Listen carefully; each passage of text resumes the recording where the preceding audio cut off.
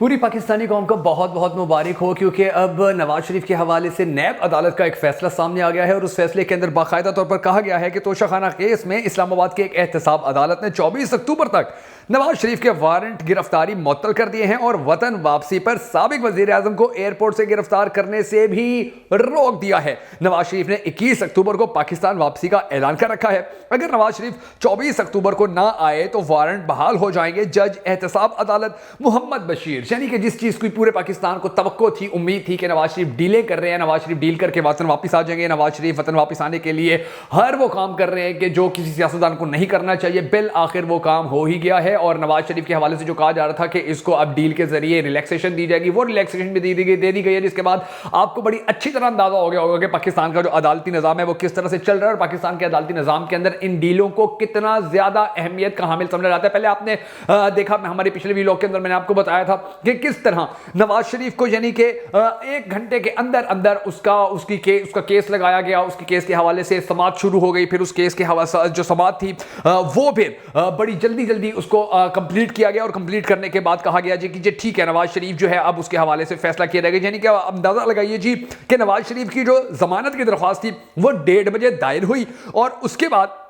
15 minute میں ان کی جو اس درخواست کا نمبر تھا وہ لگ گیا، پھر 25 منٹ میں بینچ بن گیا اور آدھے گھنٹے میں سماعت شروع ہوئی اور پھر نیب پروسیکیوٹر بن بلائے آیا اور پھر اس کے بعد جو کام ہے وہ ڈال دیا گیا۔ اور اب یہ خبر سامنے آ چکی ہے کہ نواز شریف کو اب باقاعدہ طور پر گرفتار نہ کرنے کے احکامات سامنے آ گئے ہیں کہ جی نواز شریف کو ایئرپورٹ سے گرفتار نہیں کرنا ہے، بلکہ اس کو جو ڈیل کے تحت وہ آ رہا ہے اس کو پھر ریلیکسیشن دینی ہے۔ اچھا، اب میں نے اس حوالے سے ایک بڑی دلچسپ رپورٹ نکالی ہے، بی بی سی کی رپورٹ سامنے آئی تھی اس وقت جب نواز شریف کو سزا ہوئی تھی، اور میں آپ کو بتاتا ہوں کہ نواز شریف کے اوپر کیسز کتنے آج تک ہو چکے ہیں، کتنی کرپشن پکڑی جا چکی ہے، کتنے کیسز میں اس کو سزا ہو چکی ہے، کتنے کیسز کے اندر یہ اشتہاری ہو چکا ہے، کتنے کیسز کے اندر اس کو یعنی کہ کل ملا کر اگر کیسوں کی حساب لگایا جائے، بات کی جائے تو یقین جانیے کہ نواز شریف کی دولت کا آدھے سے زیادہ حصہ تو جو جرمانے ہیں وہاں چلا جائے، ان کی آدھے سے زیادہ، بلکہ اب جتنی زندگی رہ گئی ہے، اگر جتنی سزائیں جیل میں ان کو رکھنے کی مل چکی ہیں 10-10 سال کی، 7-7 سال کی، تو یہ ساری زندگی ہی جیل میں رہتے اگر یہ ڈیلیں کرنے کے گرو گھنٹال نہ ہوتے، ماسٹر نہ ہوتے، اگر یہ ڈیلے کرنے کا فن نہ جانتے ہوتے۔ تو آج کی ویڈیو کے اندر میں آپ کو یہ بتانے جا رہا ہوں کہ نواز شریف کی زندگی کے اندر کتنے ان کے اوپر کیسز کرپشن کے بن چکے ہیں، دوسرے نااہلی کے حوالے سے کتنے کیسز بن چکے ہیں، اور سب کے اندر نواز شریف باہر نکل آتے ہیں۔ جیسے اب اتنی بڑی ریلیکسیشن نواز شریف کو مل گئی ہے، ماضی کے اندر بھی ان کے ساتھ ایسا ہی ہوتا رہا ہے، یہ ہمیشہ ڈیلے کر کے پاکستانی قوم کو اسی طرح ہی بے وقوف بناتے آئے ہیں۔ اور میں ان کی جو اعداد و شمار ہے وہ میں آپ کو بتانے جا رہا ہوں، جو بی بی سی نے، کسی عام میڈیا نے نہیں، بی بی سی نے ان کے حوالے سے رپورٹ جاری کی تھی۔ مگر اس سے پہلے ہم سب کو اللہ تبارک و تعالیٰ کے حضور گڑ گڑا کر یہ دعا کرنی ہے کہ ہمارے پاک پروردگار ہمارے ملک کے حالات کے اوپر رحم فرما، ہمارے ملک کے حالات کو بہتر کر، پاکستان کا اگلا وزیر اعظم اس شخص کو بنا کے جس سے یہ پاکستانی قوم بڑی زیادہ محبت کرتی ہے اور وہ بھی پاکستانی قوم سے بڑی ٹوٹ کر محبت کرتا ہے۔ اگر آپ بھی ہم سب کے ساتھ مل کر اس دعا کے اندر ہمیشہ کی طرح شامل ہونا چاہیں تو کمنٹ سیکشن کے اندر آپ ضرور لکھ دیجیے گا، اور کمنٹ سیکشن کے اندر آپ نے یہ بھی ضرور بتا دینا ہے کہ آپ آنے والے وقت کے اندر پاکستان کا اگلا وزیر اعظم کس کو دیکھنا چاہتے ہیں۔ میں ہوں شکیل حیدر اور آپ دیکھ رہے ہیں آپ کا موسٹ فیورٹ چینل بگا فیکٹس۔ ناظرین گرامی،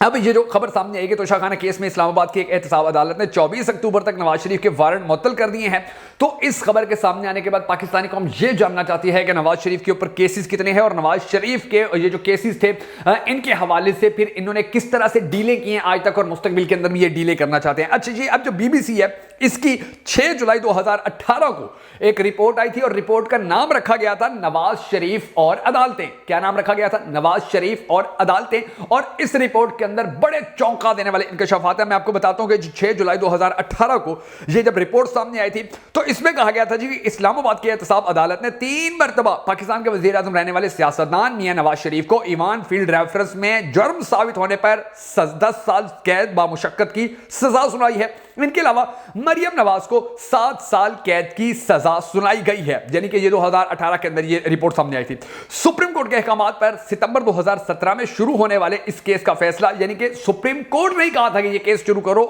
10 ماہ کی سماعت کے بعد جمعے کو نیب عدالت کے جج محمد بشیر نے سنایا۔ تاہم نواز شریف سمیت کوئی بھی ملزم اس موقع پر کمرے عدالت میں موجود نہیں تھا۔ ماضی میں بھی نواز شریف کو اپنے سیاسی مخالفین کی جانب سے مختلف نوعیت کی عدالتی کارروائیوں کا سامنا کرنا پڑا ہے، اور ان میں سے 2 مقدمات میں انہیں سزا بھی ہوئی ہے۔ تاہم ایسا پہلی بار ہوا ہے کہ ان کے خلاف عدالتی کارروائی ان کی اپنی جماعت کے دور حکومت میں شروع ہوئی ہو۔ واضح رہے کہ گزشتہ سال یعنی کہ 2017 میں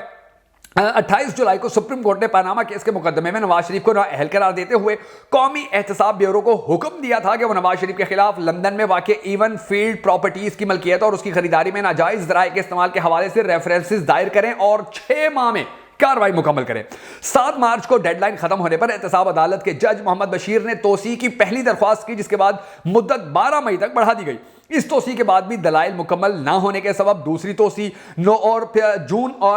जून और तीसरी तोसी 10 जुलाई तक के लिए दी गई। गुज़िश्ता साल यानी कि फिर 2017 की बात हो रही है, 26 सितंबर को पहली बार अदालत में पेश होने के बाद से नवाज शरीफ और उनकी साहबजादी मरियम नवाज 80 से ज़ायद मरतबा एहतसाब अदालत में समाअत के लिए हाजिर हुए, ताहम हसन और हुसैन नवाज एक मरतबा भी अदालत में नहीं आए और अदालत उन्हें इश्तिहारी करार दे चुकी है। अच्छा, फिर आगे तफसील लिखी हुई थी पनामा केस में नाअहली। माजी में वज़ीर आज़म नवाज शरीफ के खिलाफ होने वाली अदालती कार्रवाइयों पर नजर डाले तो गुज़िश्ता बरस 28 जुलाई को सुप्रीम कोर्ट के 5 रुकनी बेंच ने पनामा लीक्स के मामले में अपने मुत्तफ़िक़ा फैसले में वज़ीर आज़म नवाज शरीफ को नाअहल करार देते हुए उनके और उनके खानदान के अफराद के खिलाफ नैब में रेफरेंस दायर करने का हुक्म दिया था। इससे कबल इनके खिलाफ मुख्तलिफ अदवार में मुख्तलिफ नौइयत के मुकदमा दर्ज होते रहे हैं, लेकिन पहली बार सजा उन्हें साबिक आमिर जनरल मुशर्रफ के दौर में हुई थी। परवेज मुशर्रफ के दौर में नवाज शरीफ के खिलाफ लगाए जाने वाले मुकदमात में सबसे अहम केस तैयारा साजिश केस था, जिसमें तख्ता उलटने वाले जर्नैल ने नवाज शरीफ पर दहशतगर्दी, कत्ल की साजिश, हाईजैकिंग और अगवा करने के इल्जाम आयद किए थे। जनवरी 2000 में कराची में इंसदादी दहशतगर्दी की अदालत ने इस केस की समाअत शुरू की और अप्रैल 2000 में जज रहमत हुसैन जाफरी ने नवाज शरीफ को 4 में से 2 इल्जामात हाईजैकिंग और दहशतगर्दी का मुजरिम करार देते हुए